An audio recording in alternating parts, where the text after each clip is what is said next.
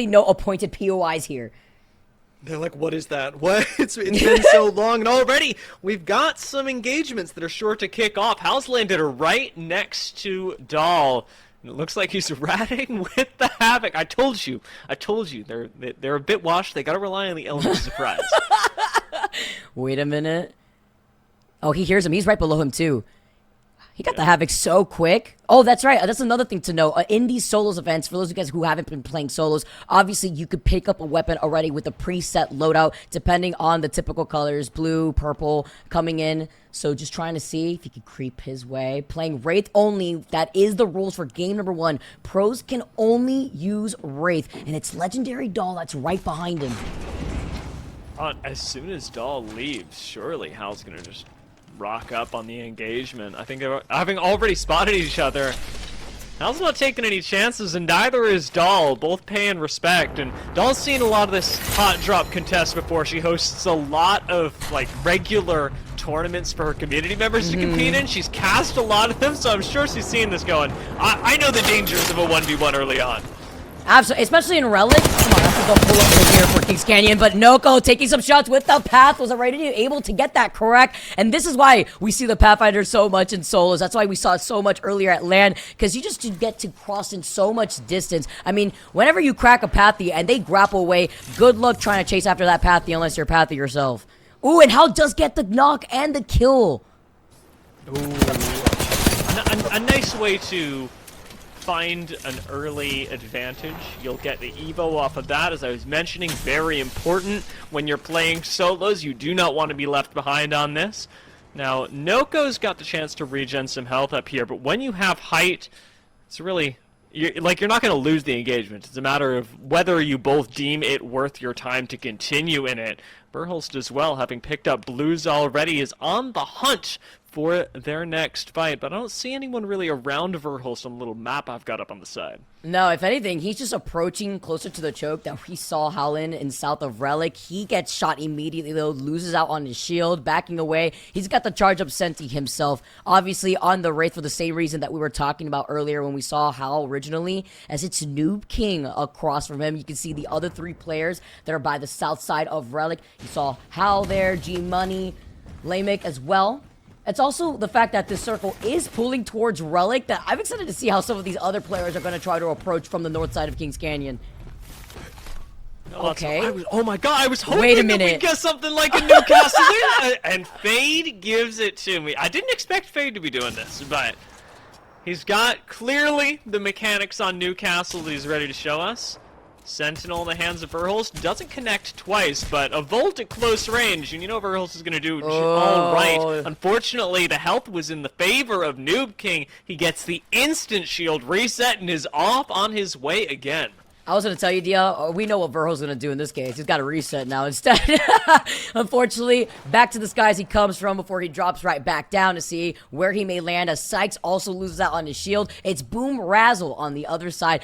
But the actual patience that we're seeing from everybody else holding 2 different angles here in Caustics, this is the type of sweat that you can expect to see when there is money on the line, everyone. Let's not forget, it is a $20,000 prize pool. Winner gets paid out every single game for that extra $400 for first place. Sykes gets burnt, backing away, running the double energy. Still, it's that same respect that we keep seeing.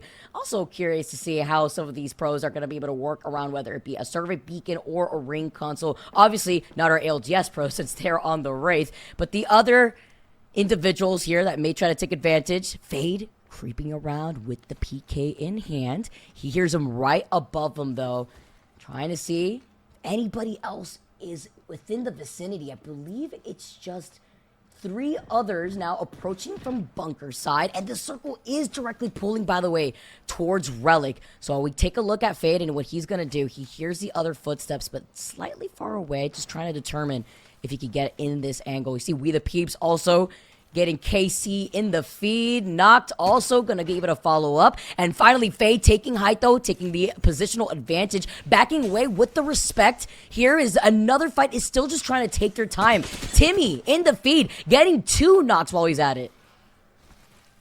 I think Fade's got an angle here. should be able to move in. PK in hand, does miss Really barely realistic here, though. Just on waiting the for him to come early right back here. Fade still dancing engagement. around the side of the building. Oh, here we go. The Newcastle ult to boot him right go. off, though. There you go, Dia. I know you were excited to see the Fade Newcastle. I didn't expect to see the push tech come out in game number 1, but Fade's got it on lock. I will say, the way that these two players are engaging around this building has extended the fight for so long. Favorite may, in fact, be able to take this back. The crack from Fade comes in, but he gets hurt himself, and this door is going to provide a nice bit of safety for now, letting both players reset. Great shield, just in time, but a 9 on the PK is not what we're looking for, Vicky. All right, but the round 2 is closing, though. They're going to have to start making moves because guess what? Creasep is right here. Favorite is in a lot of trouble while Fade minds his own business. You see the gravity coming in as well, pulling them all forward. Oh, but that would have been so clutch. Favorite so close to turning around a position where he was in the disadvantage, but Creasep comes out on top with the purple Evo 2. I cannot believe that she was able to third-party that so quickly, and Fade turning around now may go down to her as well. Great shots on the flat line, but Fade's getting shot in the back, and this continued third-party meta of solos is really giving him a tough time. And it's just going to be a party for everybody to get involved with, as Agent Boy always also going to be able to rotate to his south. You see, We The Peeps, he saw the situation and the ring closing, may end up having to call an evac. Yes, you see Agent Boy actually doing the same exact thing while Creasep tries to navigate outside the circle, even shooting at the evac tower while Fade manages to get it safely back into the circle. See what Peep is able to do. Jumping on top of the ship with Bangalore as well. And a Havoc ready to go at close range. He's facing down what looks like Nocturnal on the other side. Hold up, Peep's been cooking up though. 33 players left and he's got 3 kills to his name. Still with the blue Havoc though. It's the respect that we're seeing as he manages to get right back onto the low ground. Hear the portal coming out. He knows that this is a pro now trying to contest him. It's actually Kipsy on the other side here too of the portal. Trying to see if anybody else is going to poke out. Talk about the amount of banglers that we also see in this lobby. Timmy takes some shots here with the gold Havoc, but lacking on the energy ammo as he's stuck halfway through the circle, but with the heat shield right there before he takes the portal. Oh! Done. Manages to pop the bat quickly enough that Kispy's not able to get it on the other side. Sykes comes out right behind that, and Timmy's got the chance to turn around and collect some kills. Sykes has just picked up 1. It's an insta reset, but in a 1v1, both full health, it's Timmy versus Sykes on the edge of circle. Of course, it's got to be Timmy just really quick. Got to get the wall bounce before he wraps around the rock because the circle is closing in. And if he could get into a better position just to gatekeep Sykes, then all props here to Sykes. High ground super useful here.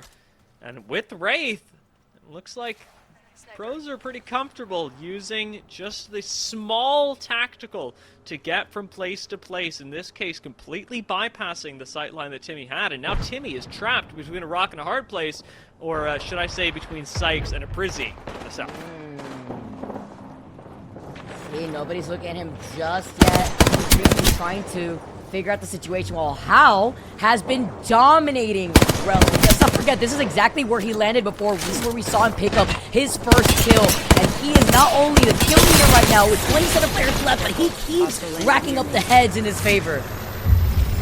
Real time ends up falling. So does Legendary Doll, the very same player that dropped next to Hal earlier on. Confusing Cutie picks up a kill. And that should be the real focus, being on Skulltown for the moment, is Fade's right behind as well. Everyone is moving on into likely one of the most fun places to fight on Kings Canyon. Obviously, this is Relic for a reason. Of course, Skulltown always will be in my heart. Always will miss Skulltown.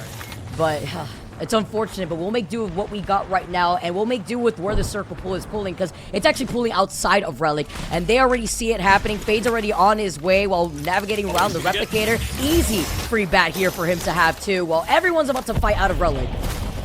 Wait, Tony Romero's right behind him. Didn't hit Fade at all while Fade was hitting the crap, so maybe just for Tony, it's about waiting things out. Great movement from Fade. As soon as the shotgun pops up, The cutaway happens. It doesn't look like Fade's been able to pick up the kill just yet, but we've got a few moments left for everyone as the zone is now closing, drawing everyone out of Relic and up onto the high ground. He got favored at the very end here, and now it's up to Hal to get right into that circle with 4 or 5 other people right in front of him. He tries to go in with the Q, sees him, maybe he can get the kidnap though as he's trying to heal up. Oh, that would have been absolutely crazy, but girl with the PK in hand blasts him in the face. Refuses to deal with that. It was like 100 damage immediately. Unfortunately, Gent picks up the kill on Girl right after that with Keon and Knock all in this corner. It is the ALGS corner of Kings Canyon, and Keon's the one that initially picks up a kill before being taken down themselves. Gent still waiting on this heat shield to expire for one last bit of KP. Now, we are in the top 12 at this point, Vicky. The players are really starting to be whittled down, and importantly, we've reached that point where you've already got some pricing off of your first game. Oh, that's a great point here. It's also nice to note the amount of kills that so many of our players have already been able to obtain. Hal obviously having that second life. I believe that was the first time we saw Hal go down, and with 11 players left, 8 KP to his name, he's trying to rack up even more damage here. The pressure as Hal keeps this player back in the choke. I believe this is Gent, who's about to get sandwiched with confusing cues.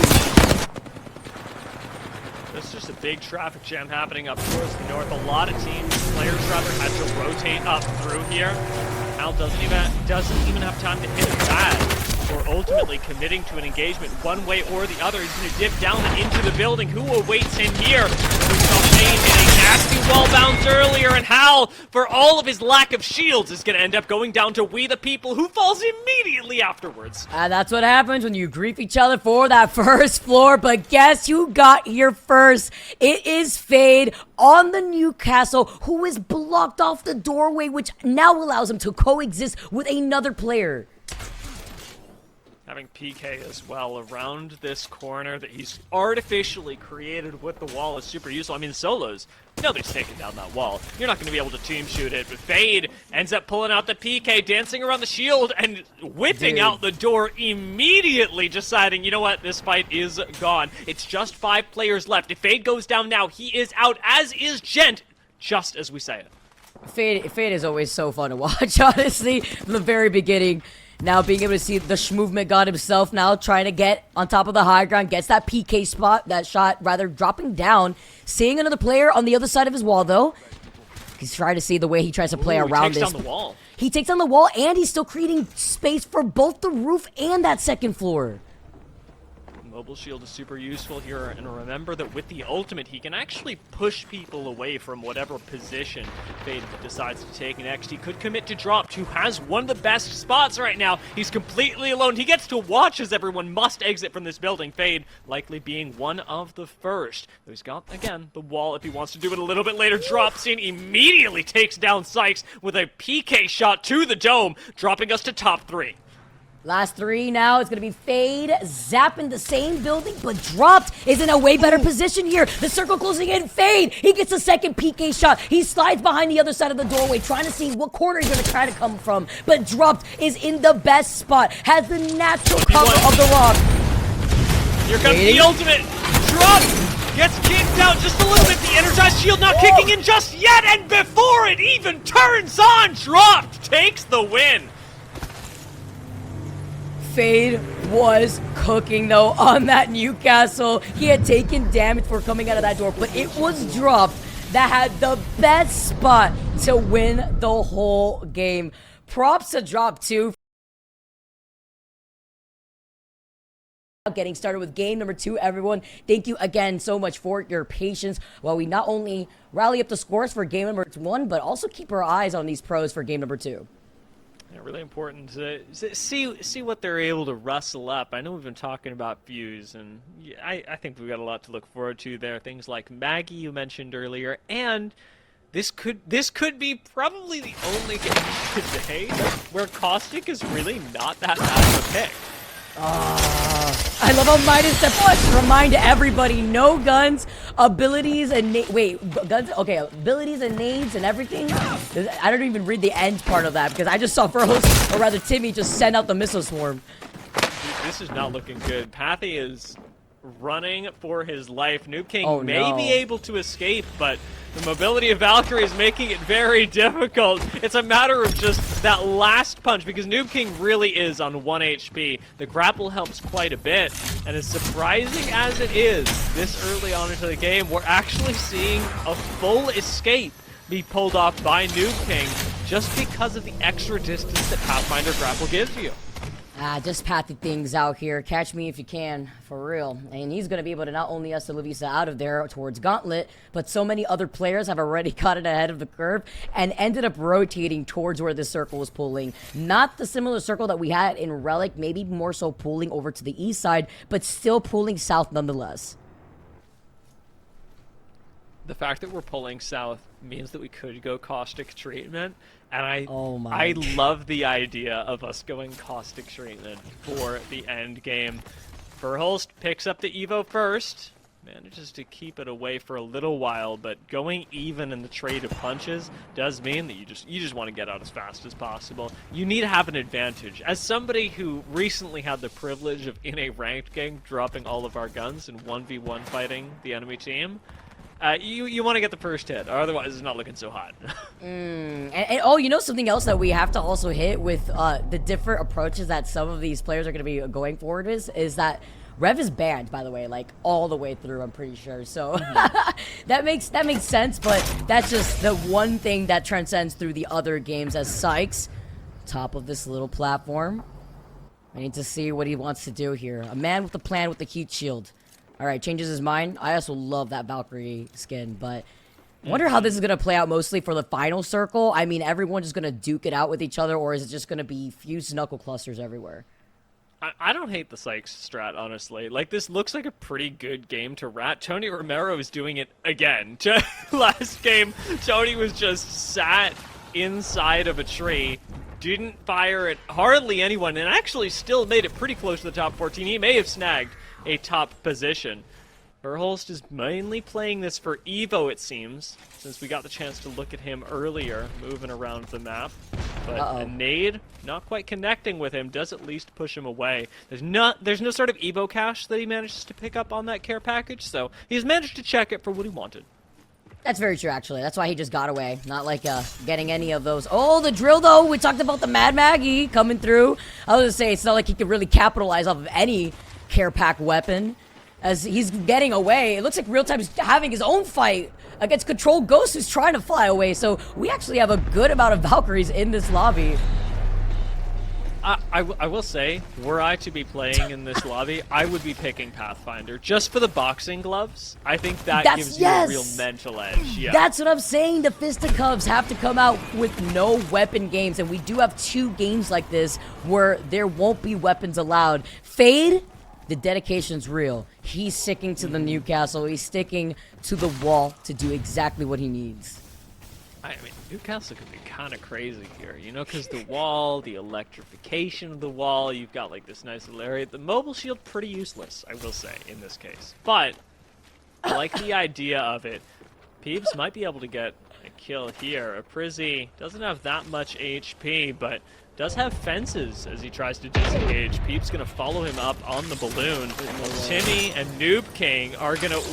I guess a gentleman's agreement, this balloon themselves, they've got to get a little further into the ring. Imagine Timmy's like, and then he just immediately just diverts in a different direction. But what's good is that the Valkyrie passive scans everybody in the vicinity, gets the Evil Harvester, now has purple, and the Missile Swarm upgrade is always nice to see. That 3x5 goes a long way when it comes to trying to cover so much distance with those Missile Swarms, but also multiple enemies. Here's the thing, Vicky. I agree with you. Weirdly, Timmy, I'm noticing it in bottom left of the screen, has gone for the increased fuel on the jetpack, trying to, I think, survive longer than anyone else just by being airborne. Somehow he gets hit. I don't know what hit him. Wow, these evac towers are actually just the Pathfinder's arena. That's what we're witnessing across every part of Kings Canyon. Real time, running further alive, as Taurus has not stopped with the Mad Maggie. The Warden is coming to collect the payment that is due, sending out the Thermite, seeing if they can catch them. But I'm just wondering, you know, between all the nades that you know you're going to be carrying for a game like this, I'm surprised we're not seeing even more fuse. Yeah, it is a little odd, but I guess people really valuing the mobility that a lot of other legends like Valkyrie bring. It's not so much about dealing damage as avoiding it. Low-key Ross trying to do that right now as Reptar chases him down on Altar. First time we're getting to see this today. The portal through the wall actually makes for a nice initiation / juke in the shoot. Wait a minute. Oh, trying to bait him into the fences, though. Oh, it's not his so fence. low. That's not even the fences. Are you kidding me? You pinched yourself. Reptar on the altar, coming out on top. That's I think our first. Is that our first kill? I think that might be our first. It's not even done, by the way. Ross is still going to respawn. We've still got 50 players left. Timmy in the boxing match, down low, has connected for Flesh. Missile Swarm isn't going to quite connect for enough, but a lot of other people are paying attention to this, and Timmy's starting to burn. Woo! There's the caustic. You were talking about it earlier. Oh man, the thermites also being set on the ground. Timmy now running for his life, but guess what? As Valkyrie, he's gonna be able to get the free reset on top of these rocks and immediately pop the shield bat. It looks like the evac tower though was called in to maybe jump right on top of him, but he'll be able to pop the bat just in time. Dude, even like Conduit Lifeline could have been really good here. Imagine like the weirdly small amount of shield cells that you're expending for this. This is such a different game of Apex Legends than I've ever seen before. We did get the chance to see Fade on the high ground, just barely making his way up towards the really peak of the antenna, and I think he's almost got it. Sitting on the third tier right now, struggling to continue on upwards, but he does get to oversee the battle arena unfolding in front of him. Well, Sykes is playing Gargoyle on the edge of the lip. Verhos doesn't even see him. He just drops down. I wonder if it was Sykes who had the missile swarm earlier on Timmy from behind, because we knew that there was somebody else from behind him that wasn't the Valkyrie. But such a griefing spot. What we're witnessing right now, not normal Apex, but also the most Apex thing that the real ones could relate to right now, because it's just the different positions that these pros are also revealing on how they could approach being handicapped in this game. I didn't expect the Ash pick. Huh. You can force an engagement, right? You get an arc snare, and it's not like you're gonna be running anywhere. I see it from Zap. I like the thought process, and you know me. I'm hard selling Ash all the time, so. The fact that we're just getting the tri-tower of Sykes in the middle, you saw ADA right behind him. Timmy jumps down from on top of Sykes, sees somebody land right next to him, and it's just because he knows exactly where this circle is going to be pulling based off of what he has in store. Sees all the Wattson fences too, by the way, from every building looking like a Picasso painting, and is just going to be able to craft this back because no one's going to approach him. I think genuinely Sykes has been there long enough that he's part of the terrain. At some point, you become hard-coded as a wall, and doesn't even take damage, just like the wall. Sykes is chilling. Manages, again, to play over by this window. This is the scenic view section of the broadcast. But in the next couple of minutes, it's not so much this round. We may see a few players. Actually, taking a look at the kill feed control, Ghost is on the receiving end of a little bit of hurt from Verhulst. But once this next round closes, not only are all the deaths going to be permanent, there's not going to be respawn tokens in the mix anymore, but you're also going to have a much smaller area to exist in, and that's where I think we'll really start to see the kills go down. We're going to see what gentlemen's end games really look like in some of our Apex games sometimes when you just drop all your items and you do get out. But look at this mess. Girl right behind Confusing, who's right behind Paytonics, who's about to approach the next opponent here while so many other players are coexisting on the high ground. But it is these Wattsons who are thriving that could put down the gen, avoid all the nade spam at the end of the circle. This is some unhinged stuff. I did not expect to see Wattson surviving into the end game, but it totally makes sense now. Like, seeing how, like you said, it can block the nades and it can control such a large area, all you've got to do to win the game as Wattson is be there first. Somebody check on Nox. He fell off the map. I wonder if he got kidnapped or something or punched off the map. I'm just very curious here. It's so much. As Hal also healing up on this Valkyrie, seeing if we can get inside this building. Surprisingly, at least maybe the fences that were dealt with, he's going to be able to get in here for free. Not really worried too much because he hears all the other action happening alongside him. I'm a Catalyst could actually go crazy here as well. You know, Oh, yeah. reinforcing some doors, keeping everybody out. Not gonna be gonna be a whole lot of good against the nades, but I don't think we're seeing it. crypto? That is The very crypto? surprising. That is actually life-changing. Crypto in this No game way. mode?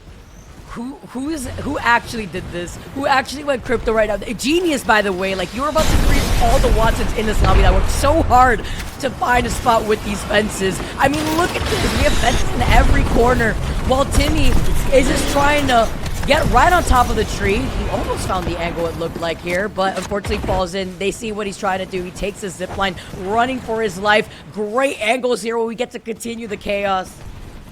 This is the round that we talked about, though, where we are starting to drop players. Already, we've lost our first. We're at 49 players in round number 5. Next couple of seconds should mean a lot more people fall. 48 as Tony Romero goes down to drops. I don't think I've ever seen so many of these fences. Like, what chaos is this going to do to the game? 47 players left. Now people are starting to fall. Circle closing in here as Timmy, no one's punching him out. It's just all these different fences while Janie has other plans. Nobody focusing on her while she's pitched up right there on the top. The Wattsons are performing pagan rituals below, and the Valkyries are trying to reach the heavens. Timmy's actually got the strat. Hold on. No way. What? You could be out there and it doesn't even count as no out of bounds too. What? Okay, well, that's definitely one thing to now note for some of these evac towers. But look at this on the outside too. His and hers safely inside of these fences. I'm wondering when that next EMP is coming in, because you gotta be hoping that it happens sometime soon. Oh, His and please. hers has managed to, as you said, keep a lot of people away. Falling Stars is doing so much good as well, picking up parts to wreak havoc on the rest of the lobby. That is actually so huge here. The strats, the arc stars, the gens, trying to also ignore the fuse pressure here. Seeing more players drop down while Evil Toaster now claims another victim. Hal still looking at the evac tower, seeing somebody trying to approach him before he tries to fly away. Here comes the fuse, the mother load on top of it, the missile swarm too. Timmy's still trying to fly up on the high ground, but Peeps has taken the tree that he's looking at. Where's that last evac tower? Because now that we've seen the strat exposed, where you can sit on top of the evac tower with Valkyrie, we finally got a fuse getting involved here. This is actually Fuse's worst nightmare. With so many Wattsons around, there's hardly anything that you can do. Knuckle clusters can only find purchase on so little of the map. I just want to know, like, what this final circle is going to look like. Can the game and the frames handle all of this at the same time? Like, with the amount of Wattson fences, gens coming in, maybe an EMP here if the crypto is still alive. Hal gets tagged a little bit by the fence. The crypto drone is flying around, waiting on an opportunity. The fact that nobody even knows where this crypto is and he's able to just leave that drone there is insane. Probably not walking around while nobody's going to be able to hit the drone because nobody's able to use a gun. That's why. I tell you what, Vicky, there's a pretty good chance that we get to the end of this game, and I have no idea because there is so much chaos in this end game. I love the spot that Burles just found. He's using Wattson's own pylon against her, manages to find at least a singular hit, while Hal gets to observe the scene, the amount of chaos that he is dropping into. Skyward Dive has not found him nearly enough time, but Fade's still in the game because up goes the fence. Oh, this is so much space that Fade just buffed for himself for free. Here comes the EMP! EMP! Goodbye, It's clear! fences! It's time! Oh my god! Everyone is gone! How is the game even running? Look at the Arc Stars! Look at Zap!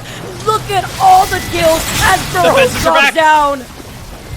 This is too much. Toaster is collecting kill after kill, and the fences do the last bit of work to take everyone out as it's Zap at the end who managed to buy enough time with the Ash Portal to survive the chaos.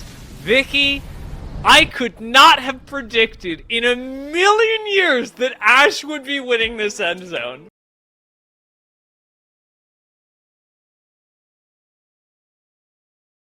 the ring beacons, the survey beacons. I'm theory crafting way too hard, like it's super serious, but I get there is money on the line, so to be honest, you gotta try hard no matter what, but I definitely agree because also the repositioning advantage has knocked. Can't even catch a break. He doesn't even get a weapon the moment he lands on top of Trials, now forced to drop down. Got a little while to escape. Keon's right behind him. Oh, he's dead. Yep. And now with the Nemesis as well. That's so unfortunate for Nock to have been dropped on with the Nemesis after being chunked out by the P2020. Now, fortunately, that's not it. If you get taken out this early into the game, you do get to come back, and Nock's actually rejoined the fight over in Lava Siphon, while Verhulst takes one in Lava Fissure. Non-stop as we see Ali popping off versus Paytonics. One of our kill leaders that we were looking at earlier before we jumped into this game 3. Timmy escaping with the wingman and flatline. Obviously, I love to see all these pathies just grappling around here too, just flying. As Hao is right behind this Wraith player. He's got the PK in hand to see if he can try to catch him on the other side of the building. Who is this on the other end? Cal doesn't look like he's got an angle right now and can't spend time kicking in the door. So it will be a full reset from Bolt. I think it might be Fade, genuinely. The way he's moving, I think that's Fade. It is Fade. Oh, it and is, he got the it crack is. on him too. It was just the way he was moving. I'm like, I actually didn't even look at the map. I was like, there's no way that's probably Fade. And he did manage to get away for now, while bringing attention to those on the outskirts of Skyhook. Gets away and is also able to be on this Wraith pick. No more Newcastle. And looks like he's got ice skates on constantly. Now, Dahl's going to pop away on Wraith, so has picked this up. I'd expected Dahl to go for something like the Pathfinder and follow up with that sort of like, ooh, am I a pro player, am I not strat that we were thinking she might have gone for in Game 1, but plays things a little bit more conservatively, popping into the comfort pick of Wraith and manages to get away. Nobody's actually taken engagement here just yet, as much as I did like the trap setting on Wattson. No, and the circle is going to be moving over towards Landside and Zap tries to keep up the domination that we've seen from him right through the windows, but he gets beamed from the other building. Now so low. I believe I hear the knuckle cluster, going off over by Skyhook. There's at least 6 other players here on the north side of Skyhook too.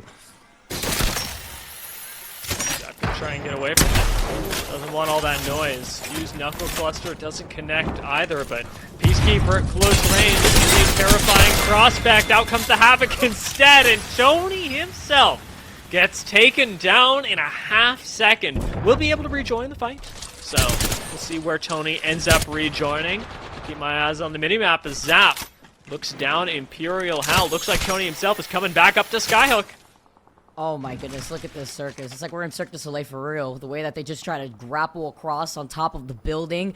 Creeping up in the crowd to see if he can catch Hao, who, by the way, is nowhere in the line of sight that Zap is expecting. He is gone. He is immediately north side of Skyhook, was able to grapple away. Well, now the zipline has been called in. He was holding that evil harvester for so long, waiting on more victims to try to get to that harvester. Really nice that he's able to pick it up. Now, fortunately, was on blues already, so this is just a bump up towards purple armor, but it is one of those things that you want to get going early in games of solos, and so I'd like to see Zap continuing to move. Skyhook is nice, sure, but you want to move yourself up to purple and ideally red, and you can only really do that by either finding more Evo Harvesters or taking more fights. Ideally both. Love to have everything set up to the table like a buffet here as we get to see the conduit. Okay. A little different look to get some extra shields here too. Those temp shields. And of course that ult that buys so much space. Also, you cannot complain when you have that gold Havoc in hand. So great loot before exiting out of Epi. There's 4 other players around Epi here too. Well, we don't even want to dive into Monument. Monument is just a complete graveyard right now as Verhulst trying to take this fight here. Utilizing the doors before sliding in with the PK shots coming in first before Verhulst gets the crack.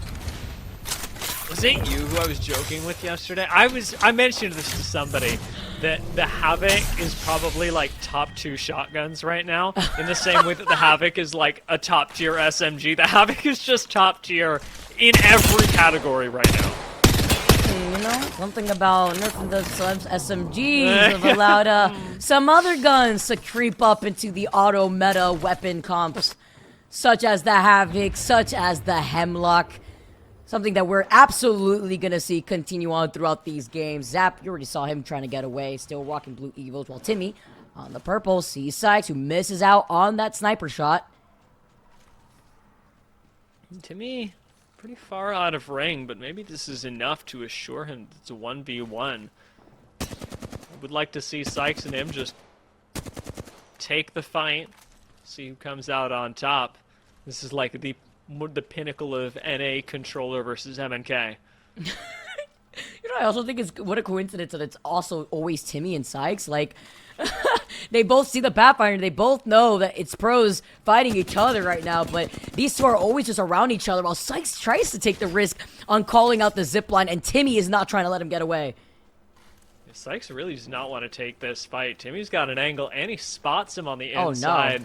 I don't think you're getting away from this. Like, Timmy wants the fight, but takes on height instead because the zone is closing in. As long as Timmy stays ahead of Sykes, they are going to run into each other. I feel like this is like a different version of this, like Michael Myers just chasing down after his victims, and he's just haunting Sykes right now. Not the horror story I want to follow. Burroughs inside of the building. There's a rampart, by the way, somewhere in this lobby. Obviously, Burroughs may have just funneled them out because he's got 2 kills in the pocket while he now grapples, closing the distance. No Wattson fences allowed, though. Very quick to set that up right behind the boxes. And Burroughs cannot find an angle just yet before getting the crack here. Doesn't walk into the fences. He knows that trick. Oh, wait, but his kill got stolen. That was rough. I was really appreciating Lamek's defensive setup. He was navigating the Wattson really well, but Burroughs was like really aware of where those fences started and stopped. The way too aware. He knew the trick. There's always that trick with the Wattson fences where if you combine them together, you stand on one spot, it hides all the fences, and when you see somebody walk in, you just stop outside of it. Then everyone gets stuck here, as everyone gets stuck on the outside of the zone. Not so much pressure, though, because it's just round 2 closing in for now, but getting some extra health that you need, as well as the goal alternator with those disruptors, obviously. And Paytonix was able to pick up another kill, so staying ahead of some of the competition. This Asian boy slides on in. He's one of our few Horizon players in this game. We haven't seen nearly as much of it because a lot of our pros are moving on to things like Pathfinder for this particular round.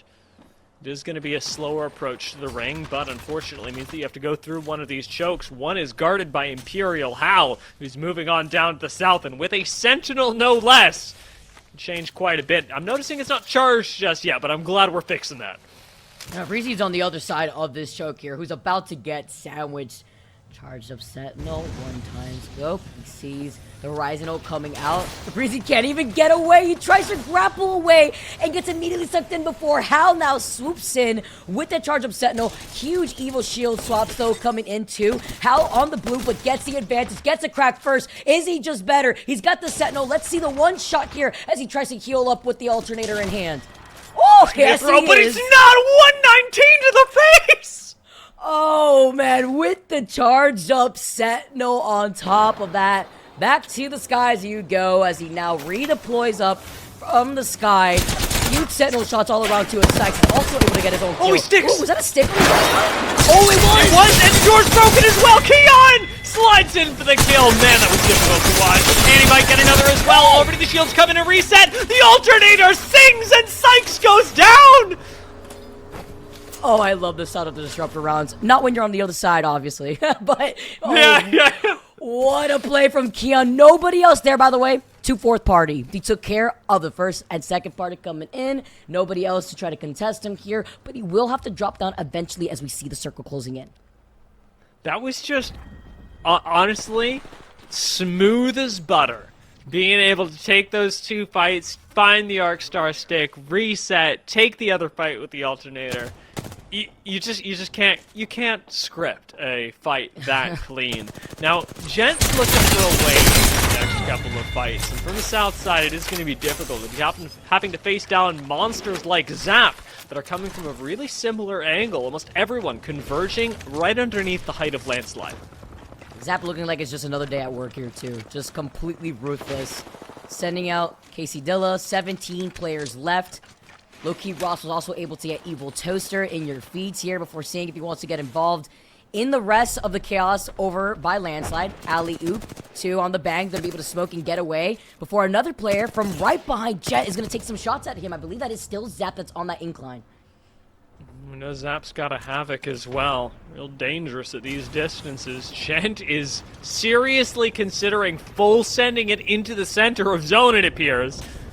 Find out whether he's actually able to do it. Will actually take less damage whilst on this zipline. It's probably the only reason that Gent is marginally alive right now, but everybody else is left to fight it out in landslide. Yeah, not everybody is just as lucky here too. While they're forced off, Zap sees the cow. That catwalk went down just as quick as it went up. And Timmy with the Kraber. Now Zap, rocking the Havoc still.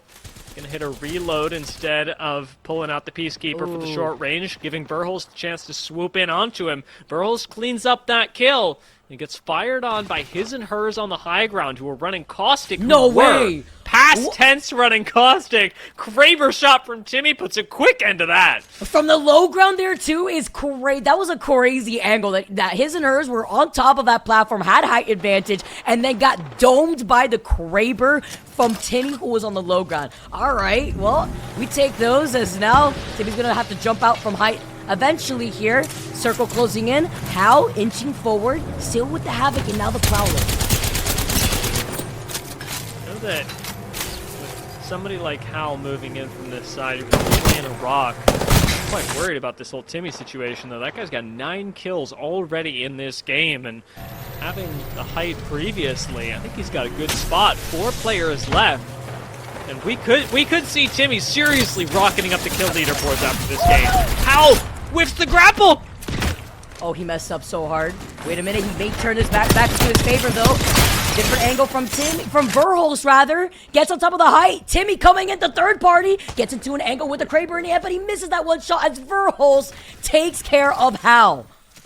And now that third party comes in, Timmy tries to disengage, manages to do it for just a little while as Keon swoops in right behind Verholst, gets sandwiched and jumps onto the top of the cart. Kraber shot still being thrown out this way as Verholst falls. It's a 1v1. Timmy with one Kraber in his hand. One shot could make the difference. 140, and Timmy is in there like swimwear. Whips out the grapple, and now with the close range, Kraber follows it up with the Mastiff, but he whiffs! Not only that, but there was shield swaps that Keon had thanks to the graveyard left by Hal and Verholst. Timmy swooped in, knew that there was shield swaps, but still took the gamble on the Kraber shot at the end. Oh, Keon had such a great game out of counting down, but to clinch the win there, it's even chef's kiss. Like, imagine, in that situation with Timmy in that 1v1, that was essentially an $150 money match deal between first and second place. That is the perspective that I am seeing it. I like that. I love the idea that we could just, get a bunch of 1v1s happening for, serious prizing. Like I said, it's $150 that you're fighting over. Does look like we are returning. Keon actually is moving back over to Sky West, so could be taking the 1v1 up against Noct one more time. Vifei goes down to Zap quite quickly, but fortunately with the respawn token, we'll be back in the game. Back and at it again, just as quick as we've already found ourselves. Trying to loot up. Another fight, though, happening over to the side. Remember, this is a normal game. All things considered, this is where the weapons are going to really show up as Lucas Boy gets a kill of his own. And Tony Romero is pretending to be one with the environment, it seems. I don't know where Tony finds his spot. This is crazy. Didn't even know this was a... I'm so upset right now. Imagine if we'd had this for the hide-and-seek tournament. I wish I knew that this even existed. Didn't we have an overlook circle, Dia? I'm serious. Looking at the way that Tony Romero is playing, I am gonna go and watch his stream and take notes on the rat spots because I need these. I really do. Now, Legendary Doll could make use of them as well. Now that she's gone out a little bit earlier on into this game, you do just have 1 life left. But Timmy, my boy, this is my prediction for this game. He's already kicked it off with 2 kills, and he's got a nice angle on an unsuspected cattle. Oh, there he blows though with the Havoc. Nice tracking, lacking on some loot though as he tries to catch that cat before sliding back. And you thought, but he's Pathfinder, and Timothy is Himothy as he not only gets the kill but also claims the title of kill leader for the game. Vicky, I am aghast at the fact that he managed to swoop in just before the door got reinforced. Now, this isn't looking too good for the remainder of Geyser as Timmy is coming in on a third party this time around, and with the Havoc, cleans up Zap, who had just won the 1v1 against Usugai. Timmy's literally breaking ankles right now. Like, that is crazy. Zap broke his neck trying to chase after him. Just like real time right behind Casey Dilla, who was able to get that final shot with the triple take. Oh my gosh, it's been so fun. But non-stop action though in the kill feed with 48 players left already. And Legendary Doll did not end up playing passive, did not end up trying to, play safe till the end game. Has already picked up another kill, is right back into the action. Timmy's watching this, waiting for, again, the chance to third party, as that was the focus earlier on in Geyser.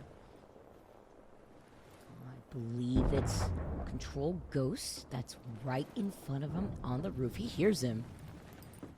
Does not see him, and there's another player inside. It's Zap on the other side. Distraction. Timmy gets the better end of the trade, comes around with the Mastiff. This is MNK territory, but he No whiffs way. 3 separate times. Timmy, no! Zap picks up the kill and now gets to turn around on the awaiting third party themselves. Might be able to pick this up as well. It's going to be as to whether he can kick this door in fast enough. Does knock it down. Spade attempts to escape inside the depths of Skyhook. Can't open the door. Turns around and somehow stays alive.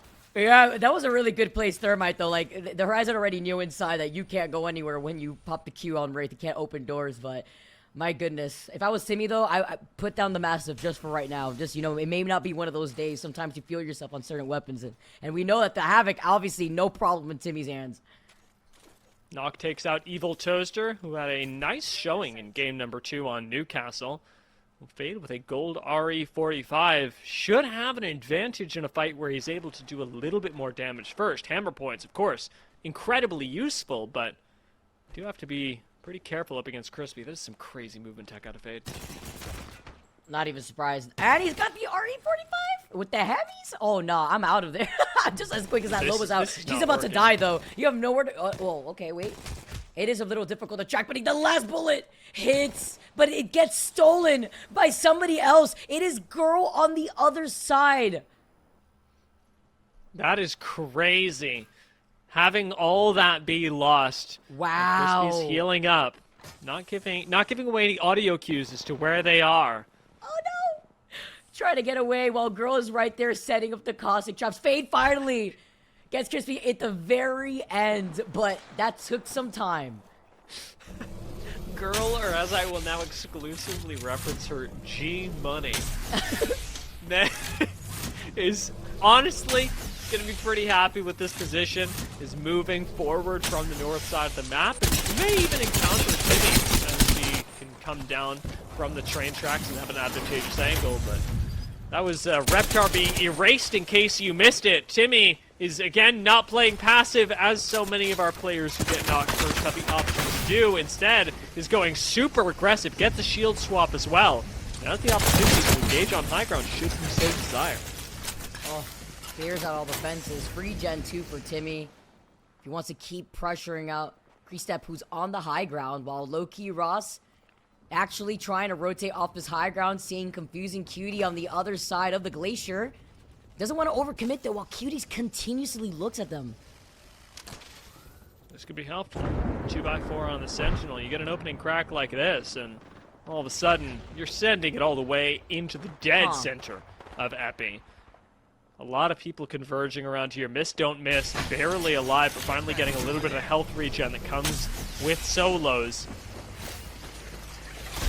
Will Timmy get this? Swing with the Havoc? Instead, no. It's a fight against a shotgun. Nice angle with the Mozambique. Has a lot more of an advantage in a situation like this, but doesn't finish off the kill. Especially with those hammies. And then on the other side, Timmy can't catch a break. Oh, but thanks to the Arc Star dropped by the Wattson gen, the perk that we now know that Wattson was able to actually acquire. I really wonder, like, if the Wattson who placed the gen dies, what does it keep that passive and only? It looks like it. It looks like that's actually crazy. I didn't know that at first because I've never been able to like play around a Wattson gen without the Wattson completely like exiting out of the game just yet. So seeing that is actually really interesting. While Fade escapes with his life for now, barely, but is able to get away. Sykes is on the chase. I wonder how long this will last. 10 seconds left on the next ability for Wraith to escape. Might be able to pop into the void for a second, but Sykes does get cut off, so it looks like Fade will be able to reset fully on the low ground. Boom Razzle doing him a solid, making sure that Sykes can't follow up nearly as quickly. Fade can't catch a break. Noko on the other side, though, putting in some fire onto Sykes. On that conduit, too, once again. Huge to note that we've been seeing the conduit in this regular solos. The beam with the Havoc. Whoa. The last shot, more than enough to do it. He hears somebody on the high ground, but Boom Razzle with the huge Senti shot was able to take a huge chunk out of Sykes. Unfortunately for Sykes, who now has to disengage, he's got Fade and Boom Razzle right behind him. Does have a shield swap in here should he need it, so actually holding up in a situation like this could work to Sykes' advantage.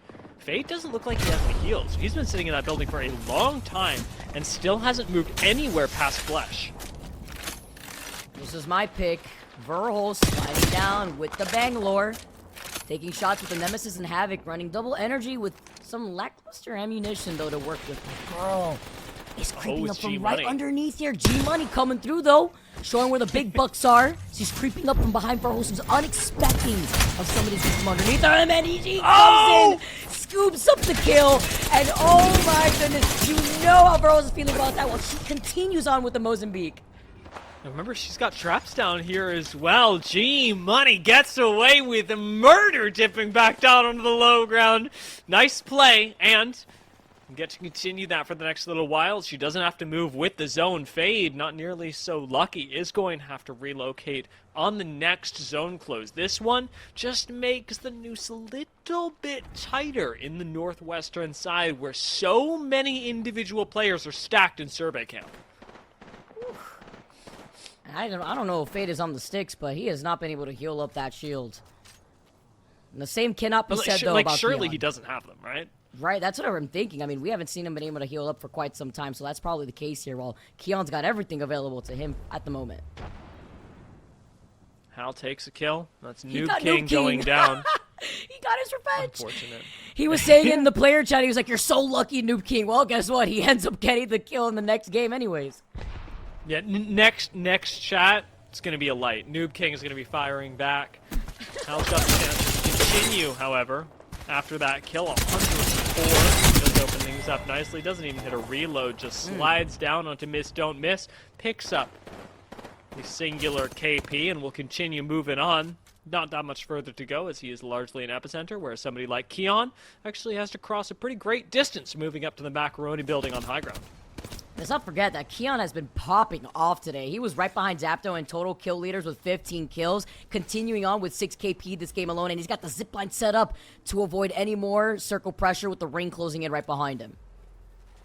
Does keep an eye on the Catalyst rotate down below, but does need to be focused as well on who could come from behind him. I think he's got a kill here, and yes, he does! We move down to just the top 17. We're moving close to prizing, Vicky. Here we go. He's going to stay in it, though. Envy's low. Sykes, though, gets a shield swap. Automatic health advantage. And cleans up what is left of YNV. He's playing, though, off the low ground. We did see a little flyby earlier, Dia, of Epi. And we know that Greek was playing his own game of Apex. Hiding behind the corner of one of the bins, I believe, closest to the replicator north of Epi. And he is still there unseen and unheard. Might actually get away with it for a long time, too. I mean, this zone, it doesn't look like it's going to exclude those bins. Hal's playing off low ground right now and should be running into Timmy soon. That's Sykes right behind him, caught between a rock and a hard place. Hal's gonna ult for a little bit of cover. That's 2 smokes gone, doesn't have anything else, and needs to make the full rotate. I'm wondering who's on the height right now. We know that Timmy was here earlier in Epi. Is he still playing off that low ground? Did he fight for the high ground? Well, coming up from right behind, though, the fuse gets deleted. It is Asian Boy who gets taken out by Hal. A little bit more HP for Hal as well since he finds the shield swap. Timmy has made it up to the high ground right above, but Hal's collecting kills on low ground, taking down my boy Tony Romero. G-Money is still approaching from the southeastern side of the zone, and Keon can't zip in just yet. My girl coming in with the plan. No head glitch here, though. Keon having to back away. The respect, and he gets taken out as girl now swoops in. Laymick is able to get the shield swap, but he's getting shot in 2 different directions. G-Money is coming to collect her debts. She claims the high ground, but now has got to fight Timmy, who's come up. And unfortunately, G-Money does get caught. Timmy moves up at the perfect time to do so, and now it's Gent who's left on the high ground, Hal on the low ground. Last 3 players, and Gent is now caught between Timmy and Hal. Oh, good timing though for Hal. While currently Timmy is focused on Jet. Now Hal could creep up from the low ground, take some points. Jet is stuck in the middle between both of these insane players. I don't like this position for Gent. I don't like it one bit. He is able to survive holding on to some of the bins, but remember, with Timmy looking down on both of these last 2 remaining, in air quotes, squads, it's going to be a matter of who takes the fight first. Surely Gent and Hal don't send Timmy on the high ground, who we at least can see has a shield swap available. Oh, that is busting. He's got 10 kills too. He's just been running it down in this lobby. Hal still finds a little angle though. Takes some shots onto Gent. Now he's gonna try to wrap around with the final circle closing in. This is it, and Gent is able to heal up. But where does he go when everybody is looking at him? Timmy and Hal are not letting him go. I'm so sad for this. Remember, I predicted Timmy, so I'm sitting here going, is this our voice from the outer world? Will he be able to do it? Hal starts moving up on Gent, and I think this is the way it's got to be. Surely this fight kicks off before Timmy comes in for the third party, and it does. Gent melts immediately. Hal barely takes any damage, and now it's down to a 1v1. The old Gent of Apex, the new Gent of Apex. Oh, but he's stuck with the thermite right in front of him, the circle closing in right behind, and Timmy is in such a better position, literally God spot to win this game, just for him to take this fight versus Hal.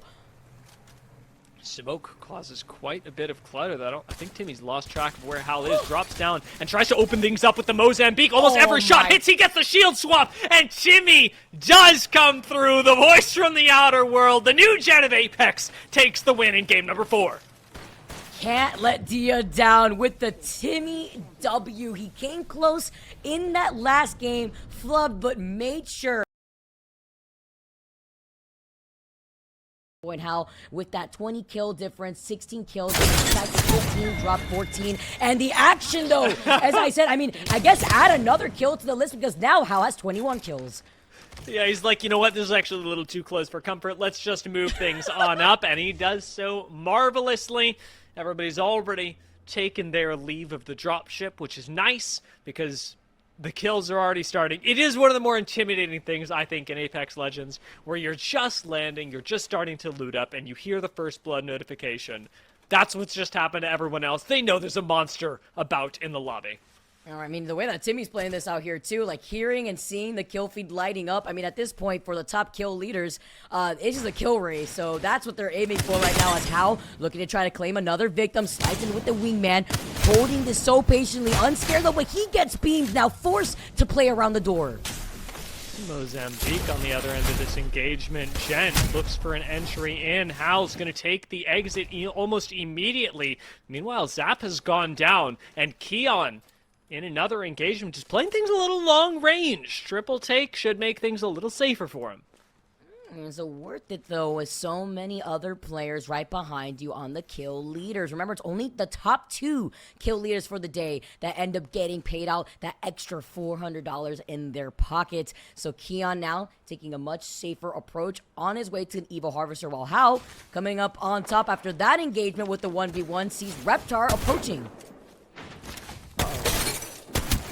I mean, hitting for blues, it's pretty big. Already has a lot of damage dealt, however, and Reptar does a real nice sneaky play with Alter and picks up the kill on Hal. I love Alter on Broken Moon. Such incredible playmaking. And Zap gets the better end of that as well, up against Alioop. Oh, you love it. You get to see the Alter come out in full effect, especially when this was the first look that we had at LAN in that Solos tournament with the Alter. Zipline, though, where can you go when you're a sitting duck? Oh, and God. the Hemlock is taking some free shots as Zap gets another head claimed while still being in the top 2 kill leaders. That's the last time I'm trying to run from Zap. Even on the zip line, which takes you so much faster, still going down. Uh-oh. Now, Girl's getting some knocks. Timmy goes down in the kill feed as well. That's 1 life off of him, and Fade is starting to ramp up as well. The excitement is palpable in this first game on Broken Moon. You're so unlucky. Every time I pick Timmy, something happens here. It's okay, it's just his first life. Alright, for now, we gotta say he's gotta play that second line, but influence the way that he approach some of these third parties as Hal gets another crack. Everyone is just flying into Hal's peripherals apparently at this point. About to get maybe another kill here. We did see him lose this fight earlier on versus somebody else here, but still playing around the same building. Fortunately, Atmo Station got a lot of verticality that you can use. Now, with Alter, Hal can engage this really whenever he wants, should get the bat off, and does so, even as the door will no longer be playable space. Now he's going to move this a little bit more conservatively. He has plenty of ammunition. The Wingman's a great opener, but he needs that start of damage just a little bit sooner to the engagement this time. Especially when you only have like 12 energy ammo in the reserve right now on that Nemesis that destroys your ammunition. Dropped involved in a fight outside the circle, playing around the heat shield, trying to call out the very low flesh player on the other side. Now dropped, though, in the line of sight of another player. That's the fight for the Evil Harvesters that we always expect to see here, too. Now, Dropped has an evac tower if he wants to just move past this fight. Would have to do so by going through quarantine zone where you know a lot of players are going to be. But the option is there nonetheless. It looks like he may even try and take the long way around, moving instead over towards, I believe, Stasis? No, he's in Stasis, and he's going to be moving out towards Eternal Gardens this time. Where there's not bad, but it will mean that it players. takes a lot of zone. Yeah. Yeah, you're about to land on top of, what, 4 people here? We got to see, because playing on the edge of the circle, G-Money Girl coming through. We know that Sykes is on the other side, so is Zap. Timmy is also making a presence as Verholz tries to navigate through this middle area. This is what I was talking about, though. You remember earlier I said it's tough to get going when you miss out on Evo early on. We're still seeing some players walk around on white shields, and it is almost impossible to recover from that. Keon going to dip right back. He's got the ability to use the Void Nexus should he want to sort of cheese out an interesting rotation here, but is going to take the long way around and look for a different way to play this game. Still seeking out blood, though, but at what cost when you know that you're going to get pinched inevitably? Do you use that Nexus here? It may look like you want to do it, and there you go, Dia. You called it out before. Now he's going to be able to be right behind the perpetrator that was trying to chase him here, sending out the nade just in case that player that was chasing him ends up taking that phase rift. Doesn't look like he connects for much. I think the nade perhaps a little bit too early. But Keon is wrapping again, trying to create a sandwich situation onto where he just portaled out of. Now Zap's going to have to move into the ring. We know he's got an engagement right ahead of him. Also has the Void Nexus available, but if Keanu leaves, then all of a sudden Zap's rotation becomes a whole lot easier. Might even be able to make it on foot, though he's not going to find a knock off of that evac tower. Oh, no, and he's going to have to walk it into the edge here. That's something that he has no problem, obviously, doing. Seeing how many else is within the area. Squads that are be rotating away from Terraformer. Sykes involved in a fight, though, versus Timmy, who has less health than him. He cannot clutch it out. And Timmy on that last life. That is it for the winner of our last game. 35 players now left. Oh my god. Free? For free? What, Sykes? Just turned around and took him out like that. Now, Vife's right ahead, and I'll be honest, after seeing what Sykes just did, I wouldn't be wanting to pick this fight. Doesn't look like Vife's got too much of a choice, though.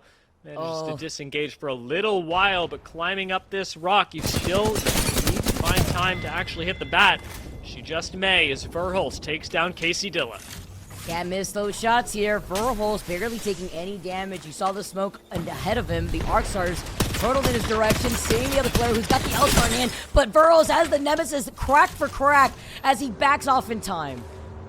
Dropped, taking out We the People. As Keon fighting Verhulst right now again. This time they don't trade even. It's Keon that picks up the kill, maybe looking for his second win of the day, is certainly finding plenty of kills. Sykes goes wild in the smoke, but through it, struggles to find a few shots and doesn't want to drop down onto the low ground, forfeiting an otherwise great position. He's got a portal up behind him. That's Vife that's just come in. Somehow these two players are still right next to each other. Vife cannot get a break while Sykes is kind of cooking this game out here. Kill leader with 5 KP, still on the hunt, has some extra energy ammo since it looks like he's lacking just a bit here with the Volt in his hand. 30 players here left, finds the crack right there before they drop down with the blue Evo. Now trying to slide in, feeling very confident in his position before finally taking care of Vife.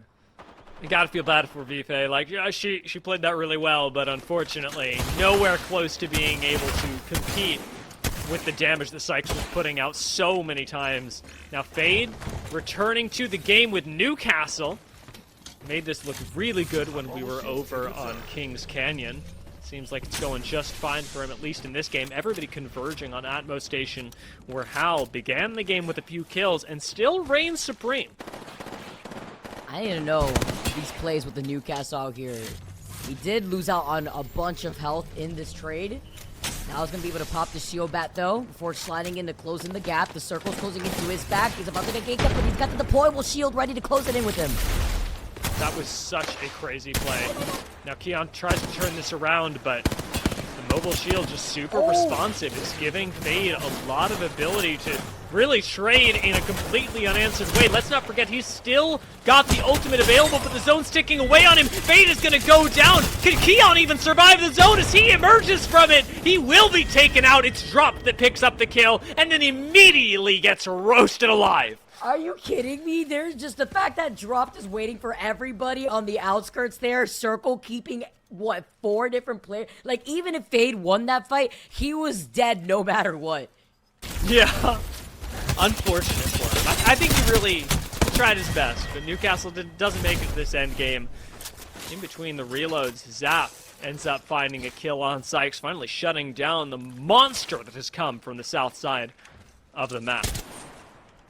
5 kills here, too, for Zap. While Tony Romero, once again, is on a mission, Dia. He's playing his own game of Apex. Dude, Tony knows. Tony gets it. I am there. I stand with my man, Tony, who has been huge chilling, finding the craziest rat spots in every game. And you know what? He's made it into the top half of players consistently every game with plays like that. I actually gotta give Tony some love out here to see where some of these spots are to use them in the future, because that's actually so consistent. Drop gets dropped by Zap, coming right back in. Well, we take a look at Confusing Cutie, seeing people flying from up above. Where will they be landing here? Trying to slide down, pop these shield cells in time, and hearing those footsteps on the other side of the fence behind them.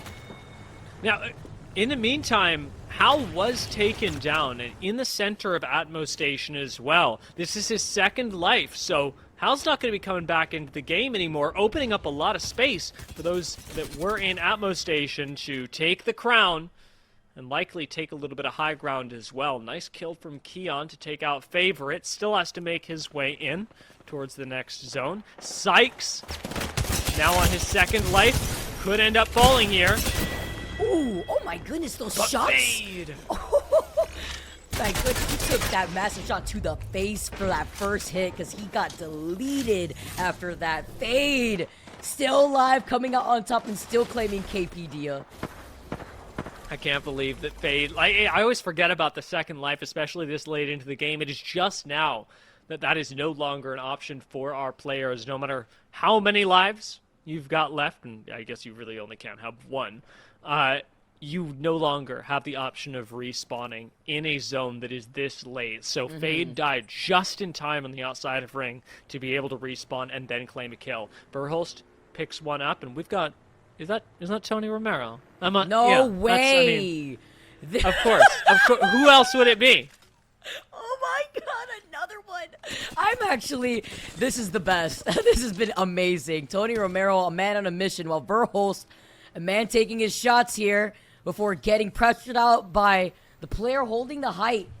Wonder if that's We the People, because we know there's 3 different players holding that middle building here. So you could coexist in a lot of different floors, whether it be the very big rooftop, maybe inside one of the buildings on that rooftop, or even that bottom floor.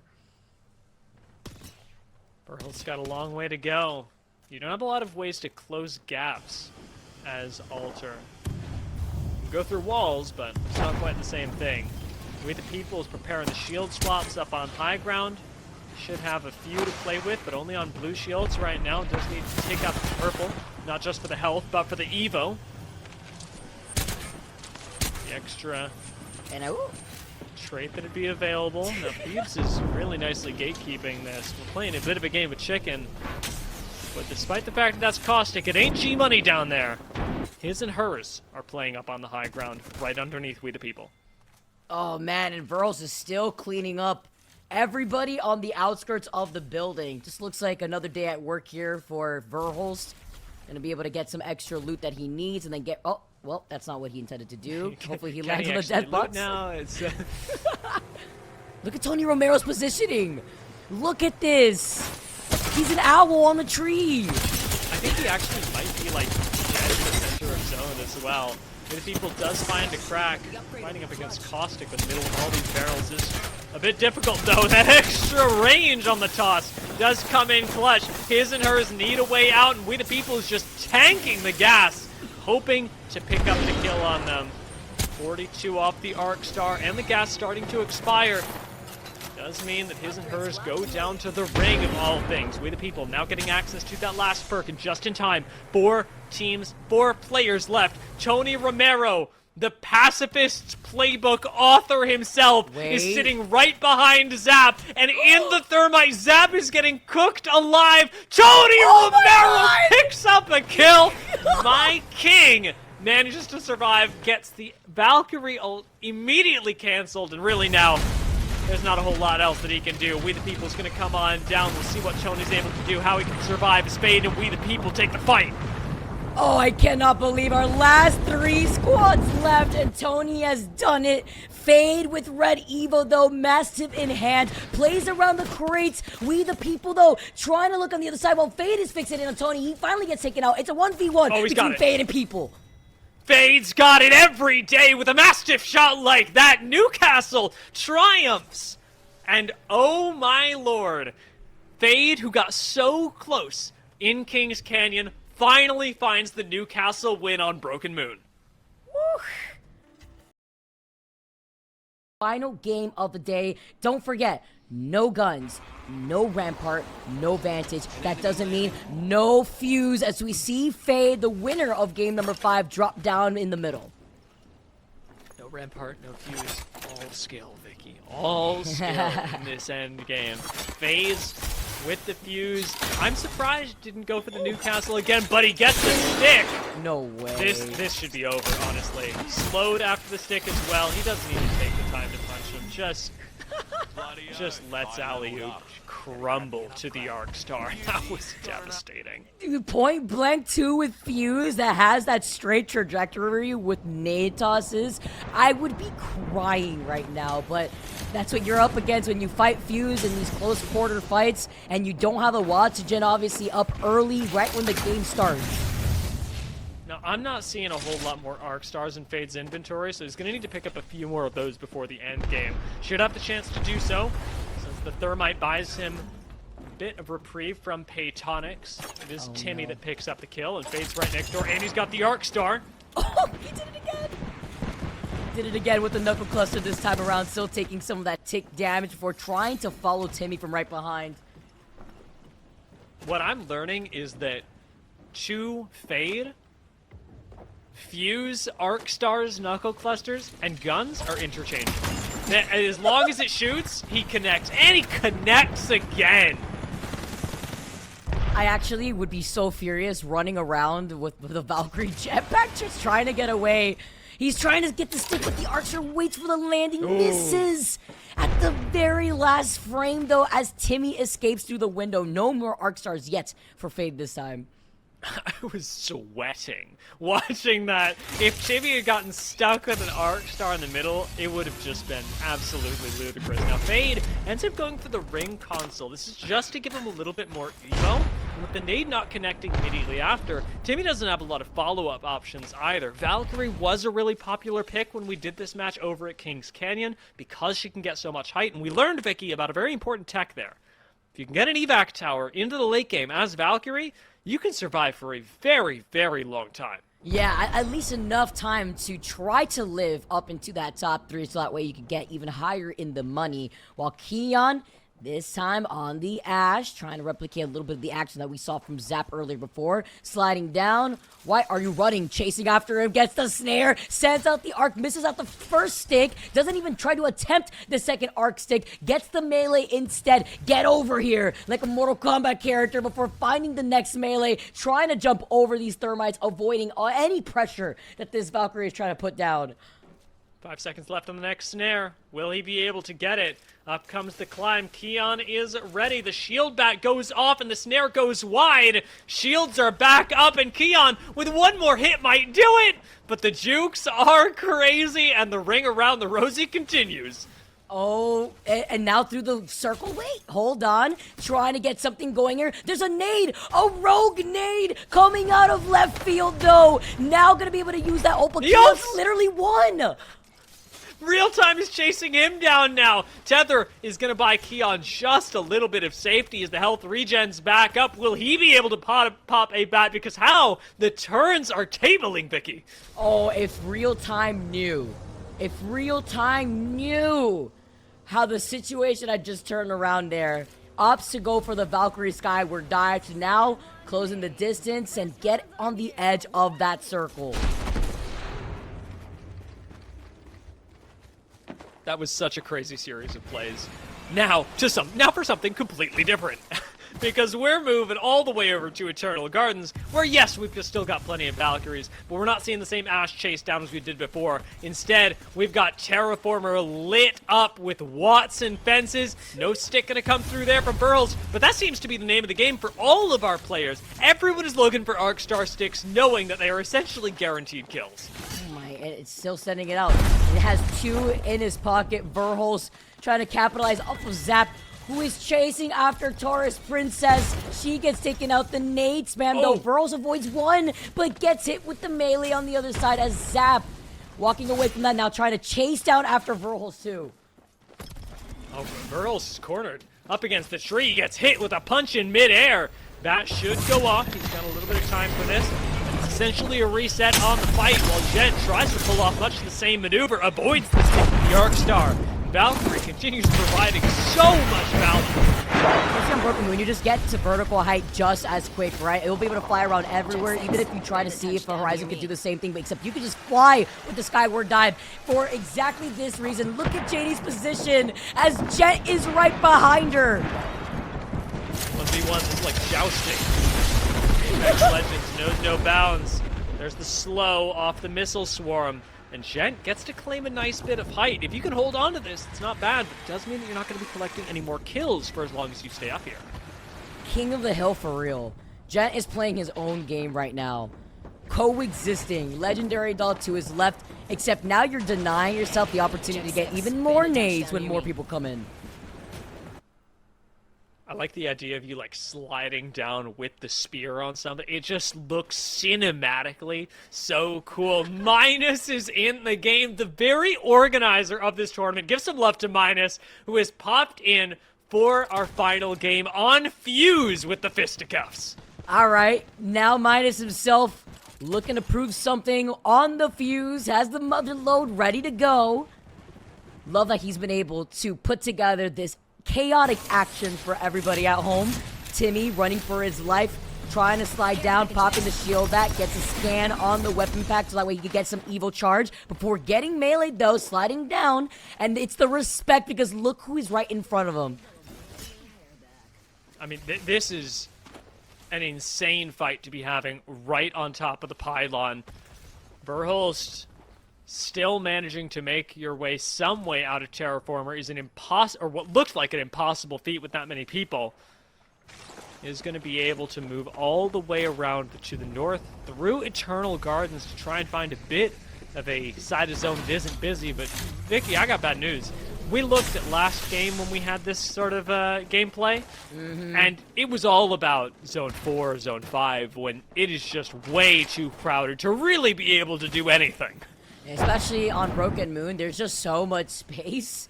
Especially with the open ground to work with. Obviously, no guns, right? So you're just either going to have to respect it or force yourself in some of these 1v1s and then just inevitably expect somebody to yeet a nade in your direction. As Fade going to be able to try to take this evac tower, maybe get into a way better position because he does not like what he sees here in front of him. Yeah, walking through all of the clutter here just seems like a little bit too much. Now, Allie is having fun time placing pretty little fences. Unfortunately, not quite connecting with the nade, but playing a defensive game that she should come out on top of. Zap can't really access this engagement. Well, Allie continues to hop and dip around. Zap collects an Arc Star meanwhile and gets the heck out of dodge while he still can.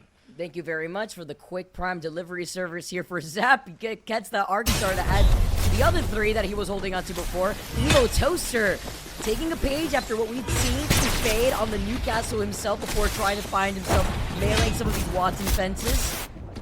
Whew. Oh my god. It's so like the Wattson fence is just being cast at range.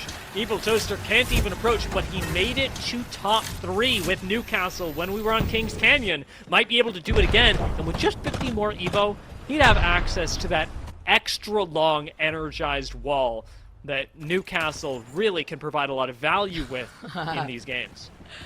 Oh gosh, see Fade getting another knuckle cluster stick, griefing the player that thought that they were safe on height before coming right back around, hanging out on top of those zips. And this is a nice little spot too, because he's got a nice eagle eye view of all the action happening in that next circle. Yeah, exactly. Think about this mother load. On zone closes, you could probably pick up like 5, 6 kills with a nicely placed mother load. Oh my boy. Oh my sweet summer child. Tony Romero has found yet another rat spot. Keon this time. Another enjoyer of the Ash. When Zap is on this, but Zap has clearly converted Keon. He managed to pick up a few nice melee hits here and there, but again, doesn't want to engage Wattson. Romero is definitely my MVP so far over the course of these games. I just gotta give him a shout out as Keon gets the tethers, double nades here. He's still got 2 nades ready to go. Setting it up on top while Reptar playing off of this high ground. He was the Wattson that was trying to turn the tide to actually claim the title for being an evil soldier himself. Trying to find the competition while Keon now comes in, not only with the tether. Why are you flying? Stuck in a fly trap here. The Valkyrie runs out of gas, slides right in front of Keon. Oh, it should be Jover actually. Tether does not connect. That would have been it. Keon still on the chase, however, hasn't given up on this yet. Health regen is starting to kick in, Vicky. This is the same chase that we saw earlier, Dia. This is Keon versus real time. Are you serious? No, they just can't escape each other. Actual plans here. Working secretly as the crypto is back in this lobby, the EMP, but everybody is so far apart from one another. Vicky, I am left with the same question. Who is the crypto and where are they? Like, where is this crypto gameplay actually coming from? Keon, attempting the escape, is trapped between so many Wattsons. I don't think he can actually get out. He doesn't have an ultimate. Keon is defenseless and gets taken down by Alley-oop. Maybe needed to rely on that crypto drone after all with an EMP that got destroyed right before it blew up. That's why you see all these Wattson fences everywhere. Hal looking around sideways, wondering where is it safe for him to go as Zap claims another victim. Mork goes down. I don't know how Zap is making this work. When with all of these fences, he managed to do it last game, making it all the way to the end game, and he's again managing to dip and dive between the electric fence. This time does get caught off guard though. Wattson trap goes down, and yet Zap survives. Guys, this is the second to last circle closing in, and look at the amount of Wattson fences there are on your screen. Everybody's piled up on top of each other, and there's still 43 players left. A good part of me believed that we would pan out and all of the fences would spell like play Apex or something like that. Just it seems like something that would happen. Now how? Getting engaged on by these rogue Wattsons, everyone really realizing the power of Wattson in an end circle like this. We have got a bat cave going on this side. At some point, when the zone closes in, all of them will take flight and descend on the rest of the lobby. But this is it, Vicky. No more respawns. You go down now like Reptar, like my boy Tony Romero, R.I.P. There's no more chances. 40 players left. Last game. And the next zone is closing in just 30 seconds. And we have like 4 players in the bat cave right now, holding onto this mountain for dear life. Jet said, oop, that's not what I tried to do. Who is the king of the hill on the top of this mountain, though? Look at all these Wattson. Okay, we're having a good time here. We get the emotes going for all 3 Valkyries right on top of the accelerated zip lines. I'm serious. Who is Crypto? Like, how is Crypto even alive right now? I want to pay I want to pay real money to somebody to find out who is playing Crypto. Oh, Fade! Fuse on Fuse Violence. Takes out minus Tempo. Not Tempo. Shout out to Tempo, who had actually came in last minute as Noko unfortunately couldn't play in this last game, but still showing face here. Still, the violence does not stop as Hal looking at who's up on top of the tree. Evac tower for Evac tower. There's your Crypto, by the way, Dia. Oh my God, Asian boy! Let's go, and he's alive somehow. The Arcstar sticks are not looking good for him though. In's gonna come to shield that. He still has another EMP. Will he get this off before the match ends for him? 25 HP getting taken down every time he goes through the fence, but somehow it's slow enough that I think we might get another EMP. In come the evac towers, and Crypto hits another, taking down all the Wattson's hard work. Oh my gosh, almost calling him the evac. Can he do it? They're punching him into the fences. The mother load on top of it. He can't get away. EMP. At least to get some information around, because look how quickly everyone put up the fences again. Prizzy is down, Crestep is down, 34 players left. Somehow, Asian Boy is being ignored now that the EMP has gone off, but this Valkyrie collusion on the high ground is gonna have to end. Our Bat Cave continues to find perches, but soon they're gonna lose all height. Oh, the evac tower. Timmy takes to the height with the evac tower now. How hiding in the crevice? Well, I don't know what kind of hieroglyphics are being spelled right down below the Wattson fences. Timmy does it again on top of the evac towers. The most busted strat in Apex Legends right now. Surviving on top of the evac display. 13, 12 players left. Make it 10, 5 as we the people in Gent go down. We're gonna find ourselves a winner as Timmy descends from the skies. Caro gets some good damage done, but at the end, Vicky, I thought it was Timmy, but it was Caro who ends up coming up from the low ground to win the final game of the Solos Inferno tournament. Again, my face hurts from smiling so much through that end game. Oh, the Wattsons prevail at the very end. The